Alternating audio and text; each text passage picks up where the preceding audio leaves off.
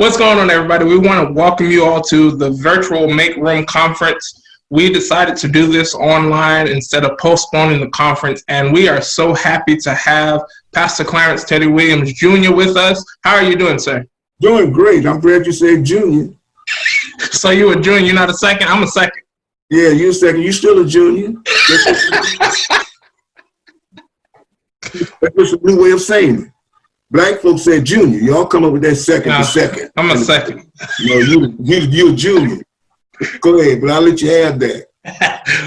But we are so happy to have you. One of the things that I wanted to talk to you about is because you are musically sound and you have a lot of music background, from Savannah Community Choir to Georgia Mass Choir to the national level and the state level of the convention, the Baptist conventions, Gospel Music Workshop of America. I wanted to ask you, what inspired you to want to do all of that musical stuff? Believe it or not, Johnny, I didn't want to do all of that. All I wanted to do was play for the Pilgrim Gospel Singers at my home church, Pilgrim Baptist Church, First Pilgrim Baptist Church of Savannah, in Savannah. When I was a little boy, and these ladies used to sing, and Professor James Jenkins used to play for them, and I just wanted to play like him. And wanted to play for those ladies, but everything else came along. That's my only goal, was to play for the Pilgrim Gospel Singers. Okay. Yeah. But growing up and seeing you do more than just play, and people actually respect you in a way that it just amazes me how I'm able to watch such things happen, and growing up with people who have these mentalities of, I'm going to strive to make you better. It's not just about me. And that's what I want to take this opportunity to thank you for giving me opportunities such as this, because I didn't see myself as a director. As a matter of fact, I was the quiet one in the family, and I didn't want to sing at all. But I was just directing the youth choir here at Second Arnold. But you decided to push me out there. You told me to come to the state Congress. I'd never been before. This is my first time going, first time meeting everybody. And I was pushed out to direct this choir of almost 200 voices. And it was an amazing experience for me. And that's what started me into being more comfortable talking and speaking and preaching now, and singing, directing such large groups. And so I thank you for that. But you tell the story about how you got tired of young people. Yeah, I just got tired of young people. You know, you got to know when your juice is not flowing for them anymore. In fact, as a preacher and as a pastor, I stopped doing youth revivals when I was 40. Because you got to be able to, it does not stop me from pastoring those who are in my congregation. Right. In terms of going out and dealing with youth, you have to stay up and you have to stay in tune. And I found out that I was slipping in that area. And so you need to bring somebody to undergird you or alongside you, or to eventually take over what you're doing that can raise it to another level. You always want those under you to raise it to another level. I think just about anything I've been involved in, musically, professionally, outside of the church, those who came behind me always had something to build on. And so you always want to leave something. And I have no problem with folk being taking it to another level, because that's what it's all about. So that's what I try to do. Okay. And I try to learn from that. And a lot of people tell me that I'd be trying to leave stuff so quickly, but that's not necessarily the thing with me. And I learned this from you, knowing when your time is up. Like I was directing and singing. I was the president of Wesleyan Gospel Choir at Savannah State. And I knew my time was up when it was time to graduate. I knew I could not stay there forever, even though I wanted to, but I knew I couldn't, because my season was up with that gospel choir. And tell me about your experience, because I know that you were a part of Wesleyan as well. What do you think would be your, I know there was a different shift from my generation of Wesleyan and your generation, but tell me your experience with Wesleyan. My experience with the Wesleyan Choir really didn't start in college. It started in high school. Okay. Jerron Miller took over the Wesleyan Choir in like 75, 76, somewhere up in there. At that time, I was a student at Jenkins High School, and they needed somebody to play the organ. He needed a staff of musicians, so he invited me to come. And so folks thought I was actually at Savannah State for 6 years because they saw me on campus. But I did go 5. So my experience there was fruitful because it enhanced what I was doing. And during that particular time, that's when I latched on with the Savannah Community Choir, because even though the Wesleyan Choir was a good choir, sound and sing, but they were not recording. And my next thing at that time, I wanted to record something. And so, they were there and they were not recording at that time, and I wanted to. And so Jerron Miller encouraged me, because I don't know, for some reason, we didn't feel like we could approach Mr. Eli McDuffie, like that. And he encouraged me to go. So I packed up my little briefcase with my songs, and I went on Anderson Street to his house and introduced my songs. And then, but the Wesleyan Choir experience, let me tell you, it's about exposure. I don't know if they still do it now. The Wesleyan Choir was a part of a group that would meet during the Thanksgiving holidays, right after Thanksgiving. We would go to Atlanta. It was historically Black colleges from around the country. I don't think you all had that opportunity to experience that. So you had folk from Miles College, Shaw University, Howard, and all of your big HBCUs across the country.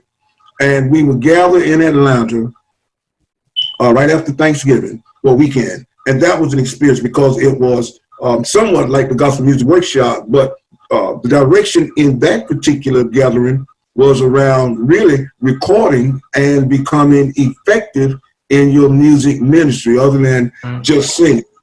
So we were introduced to the Bible. We were putting the Bible next to what we were singing. God's plan of salvation was presented. So we went the whole 9 yards. So I brought that back, not only for the Wesleyan Choir, but I brought it back in workshops that I started doing, because I started dealing with the spiritual development of the choir.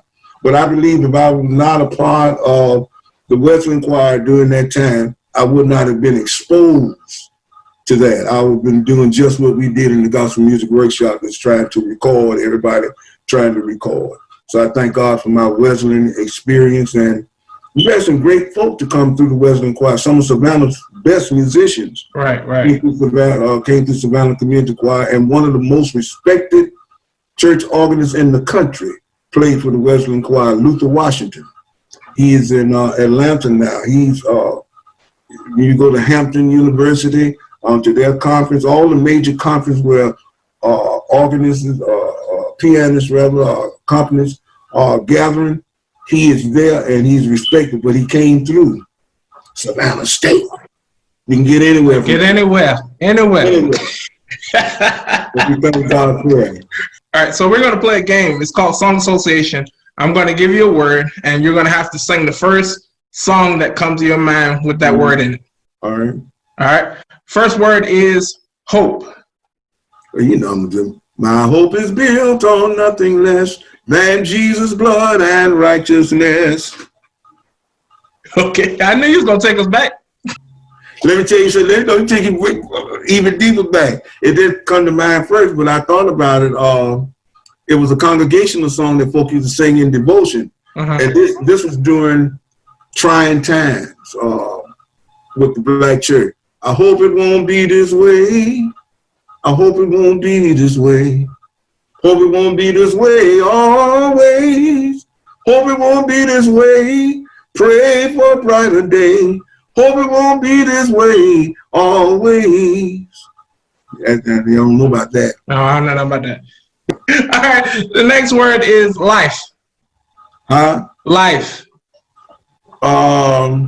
Savior, more than life to me.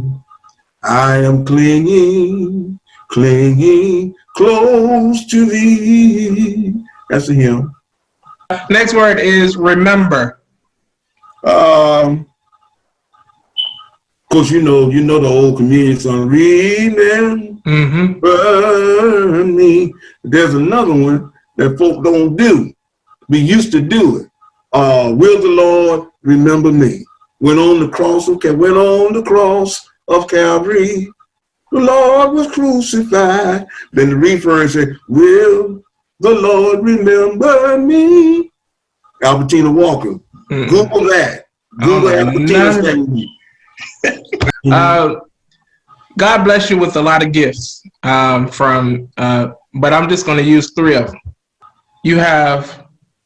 I'm going to use playing the organ, singing, and preaching.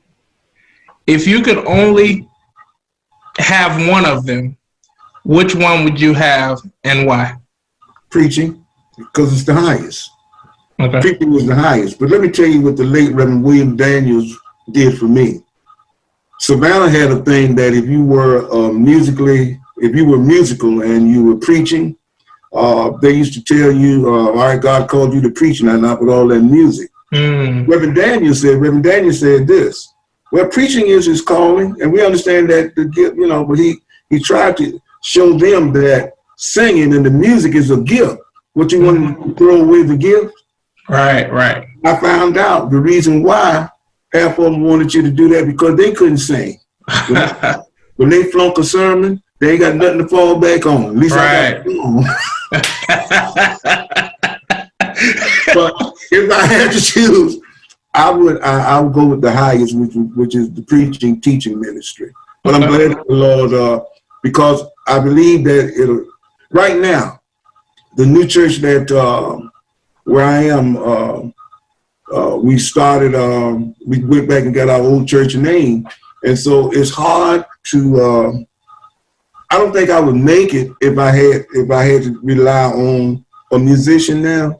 Right. Being where we are, and I thank God for all that we have, and me, I sing with tracks now. Right. So I have to make my own. But if I was not musically inclined, I would have been in trouble. Because so with that, do you think is it good for a pastor who is not musically inclined to have a strong minister of music, but not be able to overpower the pastor? Yeah, and they have to understand their role. And it's simple. If we understand what music does, it heightens our God consciousness, and that's what it does in worship. It helps usher folk into the presence of God. Fact of the matter, I'm not going to call the name of the church. I never got fired from anything in my life. Right. I got fired from a church once. And it was all about the pastor was jealous of the music ministry. Wow.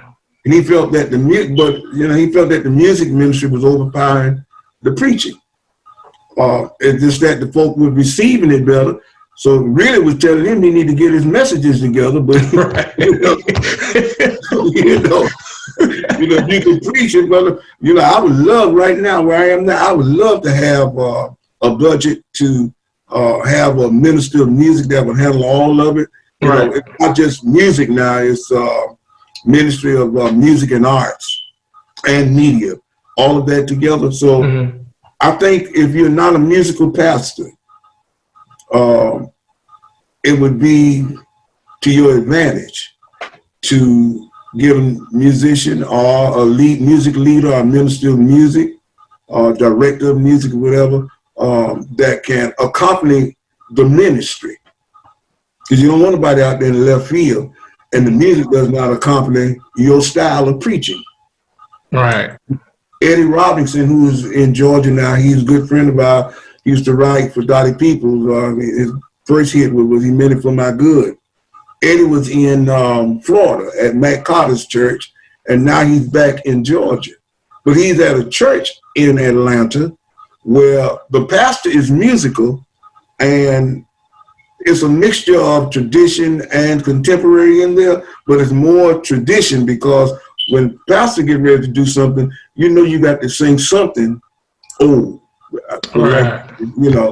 Ever since you getting up to sing Kurt Carr, nothing like that before you preach. Don't do that. And so to answer your question, I strongly recommend or encourage, if you're not a musical pastor, you know, even if you're a musical pastor, you got to be careful. Right. Because you have the tendency to want to take over.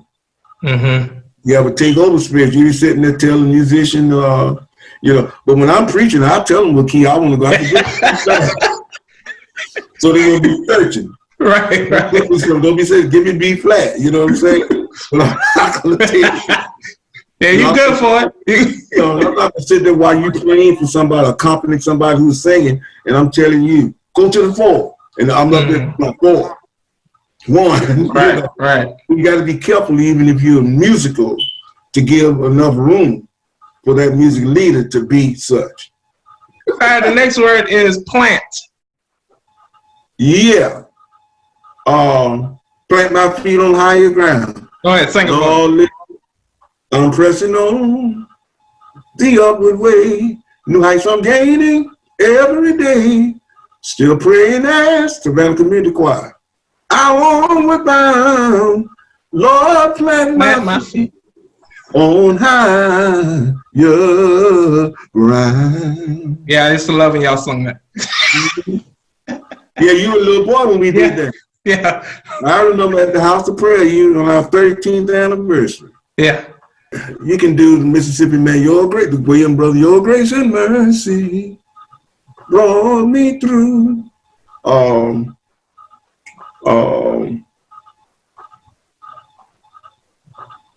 Shirley Caesar, Jesus, your name the sweetest I know. All precious King. There's another one, Jesus, when trouble burdened me down. It goes in, precious King. Now, you know some of these words, you can have versions of them too. It can mean the same thing. It can mean the same thing. So it's the same message. You know, you talk about hope. It's hard. You can even talk about hope and trust, because here's what's happened in the Baptist hymnal. Well, in the hymnal, you'll find what you call a topical index in the back of songs, and it will list maybe a song of hope or a song of trust. So they're used interchangeably. So you have this listing of those songs that carries the same meaning in there. So it took some time to get up with a hymnal. Folk now, they can't catalog the song now. They don't know what category it go in. No. Because now the songs have changed. I think you said it one time in a workshop, and I've said it times, like generations past have sung about God. About God, we're singing to God. And this generation is singing to God. That's why it should be more potent, because we sung songs about Him. Mm-hmm. The generations after us, it's just like church. Churches, when I came along, Bible study wasn't no main thing. Sunday morning was the main thing. So we built churches for Sunday morning. Right. Let's take your church to Old Second Arnold. No educational space. But now the Second Arnold you have, I'm talking about the one when it was on Arnold Street. Right. No educational space. And I came along with your mama and them. Right. You understand? So the focus was not on Christian education per se. It was on Sunday morning. Sunday school, and we talk about Sunday morning to accommodate the communion crowd. So no emphasis there. But now, since we were singing to Him, we were singing about Him. Folk are singing to Him, more to Him now. That's why you got your praise. It's looking up, and the focus is on to Him, not about Him. And so I believe that it should be more powerful now than it was in our days. You've grown up and you've worked under the choir music department of music ministry, correct? And so as you see now, there's a shift in a lot of churches. As you're talking about, your church now has, you sing with tracks and all that. Churches are now gearing towards praise teams as opposed to choirs. Right. Do you feel like choir music is being thrown out? No, it's going to be a comeback. Okay. The fact of the matter, Milton Bingham and I talked about 3 or 4 months ago. He just retired, and where's it from pastoring, and we were talking about the comeback of church music, because he told me, he said, Clarence, you need to save some of your choir music, boy. It's going to be a comeback. And, you know, what is happening, and particularly in our predominantly black churches, is that we are drawing away from the praise and worship team because you're not engaging the congregation. All right. And they feel left out in that. Because the only reason you have a choir is that the choir is singing numbers that require rehearsal. You got to get together. But most of the singing in worship should be geared toward congregational singing, where you can have the folks to join in at some point do it. Now, believe it or not, our predominantly white brothers and sisters, they're engaging folk even with their praise team, or their worship team, what they call it. They'll have the words up on the screen, and that worship leader and that music portion would be intriguing the folk to join with them on this stanza and so forth and so on, but not in our praise and worship team. I think we're missing what that first part, whether you call it devotion or praise and worship. That first act of worship is to invoke the Lord's presence. So you got to include people in that portion, and I think that's what's missing. Whoever harnessed that, the reason I'm using this word harness, because when track singing came out, I wasn't down with track singing. Man, I was killing that thing. I'm teaching. I said, there ain't no old Lordy in it. Until a young man in Florida 2 years ago, Brother Nunnally, brought tracks to me and showed me how to, and you can go back to the verses. If I want to sing the second stanza to Blessed Assurance, I hit it again and go right back to it. And I was kidding about, I said, you still don't have the old Lord, you ain't no shout. God, you got to shout. Now you got a button you can hit now when I'm preaching in B flat. Right. I can throw B flat and hit it. And the Lord said, won't he do it? But listen, the human factor is still there. You know why? Because you still need somebody to program it. Right. Yeah. So if you don't know how to program it, you still, you know. So the technology needs to merge with the church in the context of what true worship is. So you won't go out in the deep end. I think what's hurting us now is the band. I have no problem with you calling the band. But when you got your headphones on and the music director is talking into his or her mic to just the band, making sure things gel there with the band. And most of the band, they do them copying what they heard on the CD or whatever. There's no creativity in there. And so you really don't hear them. You hear what's on the CD. Right. But there's no creativity in the worship, because if the choir miss a line, when they come in, the band crazy. You can't improvise. You know, there's no improvisation in worship anymore. There's no room, seemingly. I'm trying to use some mild word. Seemingly for the spirit to move. Because I know that when I was directing, because I preach more now than I do direct. But when I was directing, I would always tell the musicians and choir, y'all watch me. Yeah. Because I'm not going to just do, even if we rehearse it a certain way, that's right, we may not do it that way on Sunday. Right. You know, it depends on where the spirit leads me. So everybody needs to watch the director to know where we're going. That's it. You know, and older folk, it's according to where you are. I called for folk when I was moderator. I encouraged pastors to do periodically surveys about your congregation. There's nothing more to know the different age groups there, because a lot of times you got to reach music. Music should transcend. It should reach everybody. Right. So you got to incorporate some things into the worship, and here it is. A lot of musicians can't play certain types of music. You know, time out is, you know, with all this money we pay musicians now, it's time out when you're talking about start it off. I wish you would tell me start it off, and I'm paying you $500 a Sunday. You're talking about start it off. You better know it. And if I got a guest coming in, visiting from the Savannah Symphony or whatever, $500 a Sunday. I put the music in front of you. You better play something.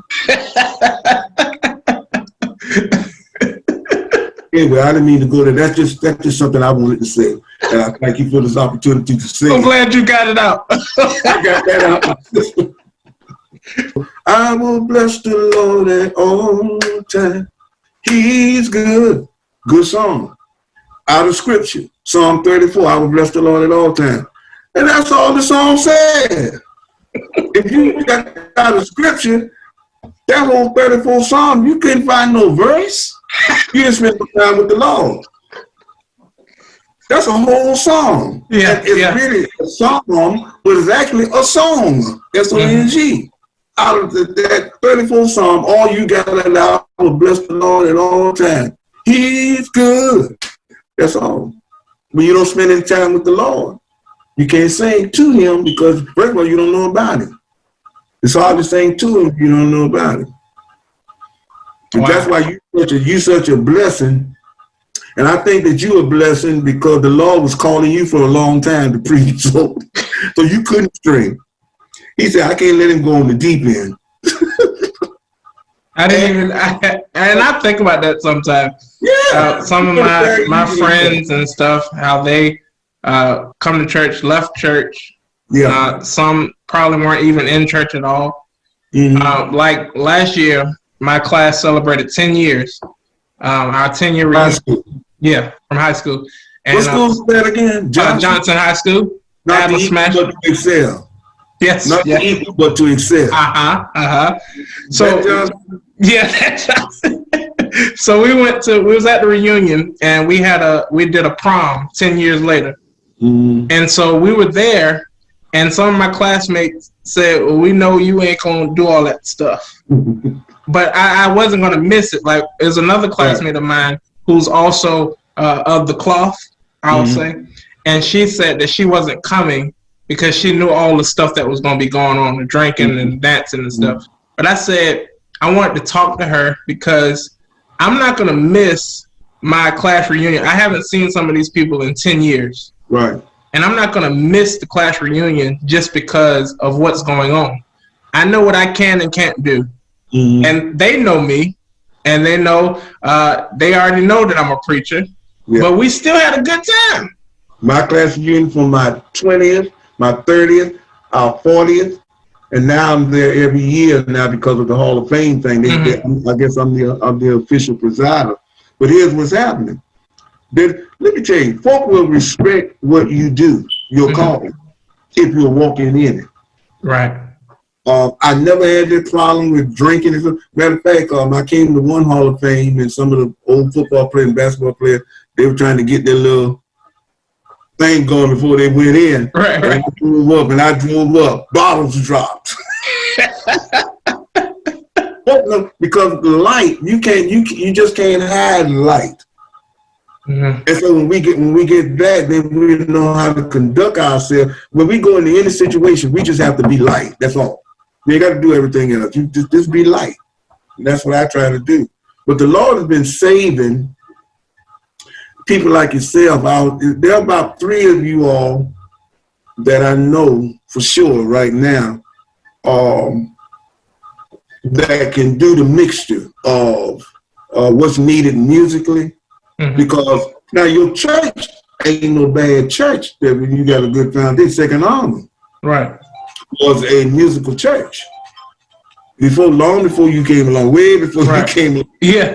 Even before I got there, when I was playing there when I was 16, 17, 18.